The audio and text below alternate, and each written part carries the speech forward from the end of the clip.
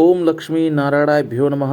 श्रावण मास में 2025 के दौरान जो एकादशी पड़ रही है कृष्ण पक्ष की, उसे कामिका एकादशी कहा जाता है। कुछ लोगों ने मुझसे पूछा कि ये एकादशी 20 जुलाई की है या 21 जुलाई की, तो मैं आपको बताना चाहता हूँ श्रावण मास की ये कामिका एकादशी 20 जुलाई को बिल्कुल भी नहीं करनी है। आपको इस बात का आप ध्यान रखें। ये एकादशी का व्रत 21 जुलाई को ही रखना है। 21 जुलाई को ही एकादशी है।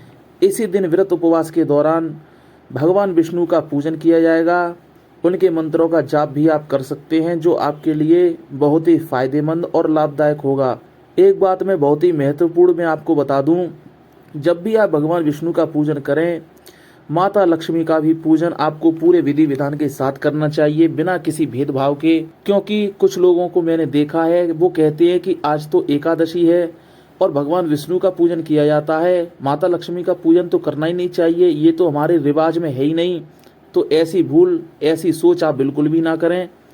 माता लक्ष्मी का पूजन भगवान विष्णु के साथ ही आपको करना है। जैसे भगवान विष्णु का पूजन करें, वैसे ही माता लक्ष्मी का करें। और एक बात, भगवान विष्णु जिस शेष शैया पर विराजमान रहते हैं, उस शेष शैया अर्थात उस नाग का भी आपको पूजन करना है। जिस शेष शैया पर भगवान विराजमान होते हैं, उसे शेष शैया कहा जाता है। तो शेष नाग महाराज का नाम लेकर उनका भी पूजन आप करें। गरुड़ महाराज का भी पूजन आप करें, इसमें आप बिल्कुल भी संदेह ना करें। तो मैं आपको बताता हूँ, ये एकादशी 20 जुलाई को ना होकर 21 जुलाई को ही पड़ेगी, क्योंकि 20 जुलाई को दोपहर 12:15 बजे के बाद एकादशी आरंभ हो जाएगी और 21 जुलाई को ये एकादशी 9:45 बजे तक ही चलेगी। इस बात का आप ध्यान रखें।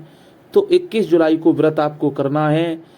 इसके पारण का जो समय होगा वो अगले दिन सूर्योदय के पश्चात ही आपको कर लेना है। पारण करने से पहले भगवान विष्णु का विधिवत पूजन कीजिए। तुलसी महारानी का पूजन करें, उसमें जल चढ़ाएं, धूप दीप दिखाएं और उसके बाद किसी विद्वान वेद पाठी ब्राह्मण को बुलाकर अपने घर भोजन प्रसादी इत्यादि उनको देना चाहिए, उनका आशीर्वाद प्राप्त करें।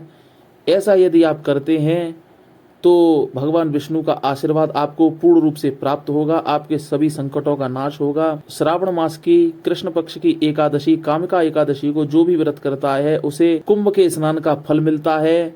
ये केवल मैंने एक ही पुण्य बताया है, अन्यथा पुण्य तो इसके इतने मिलते हैं कि अगर मैं वीडियो में बताऊं तो वीडियो बहुत बड़ा हो जाएगा। इसलिए आप इन्हीं तथ्यों को ध्यान में रखकर भगवान विष्णु का व्रत करें।